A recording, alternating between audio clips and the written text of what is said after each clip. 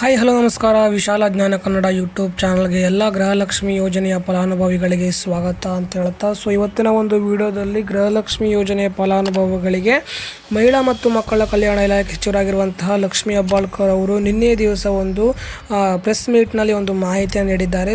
ಅದು ಏನು ಅಂತ ತಿಳಿಸ್ಕೊಡ್ತಾ ಬರ್ತೇನೆ. ವಿಡಿಯೋನ ಕೊನೆವರೆಗೂ ನೋಡಿ. ನಮ್ಮ ಚಾನಲ್ಗೆ ಮೊದಲ ಬಾರಿಗೆ ವಿಸಿಟ್ ಮಾಡ್ತಾ ಇದ್ದರೆ ತಪ್ಪದೇ ಸಬ್ಸ್ಕ್ರೈಬ್ ಮಾಡ್ಕೊಳ್ಳೋದನ್ನು ಮರೆಯಬೇಡಿ, ಹಾಗೂ ಪಕ್ಕದಲ್ಲಿರುವ ಬೆಲ್ ಐಕಾನ್ ಮೇಲೆ ಪ್ರೆಸ್ ಮಾಡಿ ಆಲ್ ಅಂತ ಸೆಲೆಕ್ಟ್ ಮಾಡಿ ಅಂತ ಹೇಳ್ತಾ, ನಿಮ್ಮ ಸ್ನೇಹಿತರಿಗೆ ವಿಡಿಯೋನ ಹೆಚ್ಚಿನದಾಗಿ ಶೇರ್ ಮಾಡಿ ಹೇಳ್ತಾ ವಿಡಿಯೋ ಶುರು ಮಾಡೋಣ ಬನ್ನಿ.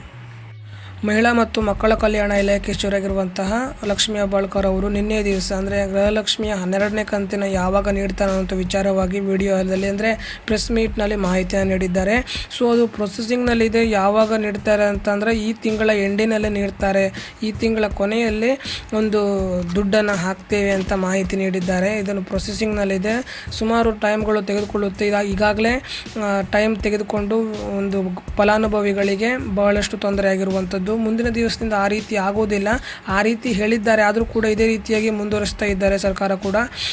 ನಿನ್ನೆ ಪ್ರೆಸ್ ಮೀಟ್ನಲ್ಲಿ ಹೇಳಿರುವಂತಹ ಲಕ್ಷ್ಮೀ ಹೆಬ್ಬಾಳ್ಕರ್ ಅವರು ಯಾವ ರೀತಿಯಾಗಿ ಮಾಹಿತಿ ನೀಡಿದ್ದಾರೆ ಅಂತಂದರೆ, ಈಗಾಗಲೇ 11 ಕಂತು ಬಂದಿರುವಂಥದ್ದು, 12ನೇ ಕಂತಿನ ಪ್ರೊಸೆಸಿಂಗ್ ನಡೀತಾ ಇದೆ. ಟೋಟಲ್ ಆಗಿ ಒಂದು 12 ಮತ್ತು 13ನೇ ಕಂತನ್ನು ಕೂಡ ಈ ತಿಂಗಳ ಕೊನೆಯಲ್ಲಿ ನೀಡ್ತೇವೆ ಅಂತ ಒಂದು ಮಾಧ್ಯಮದವರಿಗೆ ತಿಳಿಸಿರುವಂಥದ್ದು. ಹಲವಾರು ಮಾಹಿತಿಗಳಲ್ಲಿ 12ನೇ ಕಂತು ಮಾತ್ರ ನೀಡ್ತೇವೆ ಅಂತ ತಿಳಿಸಿರುವಂಥದ್ದು. ಆದರೆ ನಿನ್ನೆ ದಿವಸ ಹೇಳಿರುವ ಹಾಗೆ 12 ಮತ್ತು 13ನೇ ಕಂತನ್ನು ಕೂಡ ಈ ಒಂದು ಲಾಸ್ಟ್ ಕೊನೆಯ ತಿಂಗಳಲ್ಲಿ ನೀಡ್ತೇವೆ ಅಂತ. ನನ್ನ ಅನಿಸಿಕೆ ಪ್ರಕಾರ ಗೌರಿ ಗಣೇಶ ಹಬ್ಬದ ಪ್ರಯುಕ್ತ ಅದರ ಹಿಂದಿನ 2 ದಿನಗಳ ಮಧ್ಯದ ಅಂತರದಲ್ಲಿ 12 ಮತ್ತು 13ನೇ ಕಂತನ್ನು ಸೇರಿಸಿ ಹಾಕ್ತಾರೆ ಅಂತ ಇರುವಂಥ ಮಾಹಿತಿ ಇದೆ. ಅವರು ಹೇಳಿರುವ ಹಾಗೆ ಪ್ರೊಸೆಸಿಂಗ್ ಕೂಡ ನಡೀತಾ ಇದೆ, ಅದು ಟೆಕ್ನಿಕಲ್ ಇಶ್ಯೂಸ್ ಕೂಡ ಆಗಿರುತ್ತೆ. ಇದಾಗಿತ್ತು ಇವತ್ತಿನ ಒಂದು ವಿಡಿಯೋ. ನಮ್ಮ ಚಾನಲ್ಗೆ ಇದ್ರು ಸಬ್ಸ್ಕ್ರೈಬ್ ಮಾಡದಿದ್ರೆ ತಪ್ಪದೆ ಸಬ್ಸ್ಕ್ರೈಬ್ ಮಾಡ್ಕೊಳ್ಳಿ. ಏನಾದರೂ ಡೌಟ್ ಇದ್ರೆ ಕಮೆಂಟ್ ಮಾಡಿ ಅಂತ ಹೇಳ್ತಾ ಮುಂದೆ ಮತ್ತೆ ಸಿಗೋಣ. ಜೈ ಹಿಂದ್.